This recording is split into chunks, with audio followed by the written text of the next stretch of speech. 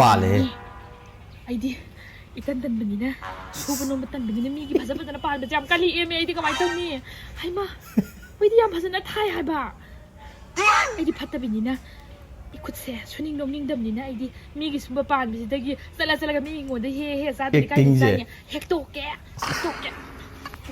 पट पट थादत Lun free दे हेक्पबु हेक्टोके कइदोनी हेक्टोके free दे हेक्पबु मयाम हेके हाब जि वारी ले अखोय अदुदा थोखिबा मा आई होरेन लोरा कांद लीगे पान पीब लेब दो काय सकथा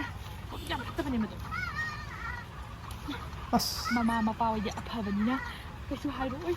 अमनि पुने हजनरगा याम हेक्टोके इमा असोमदे पाले हेक्टो अस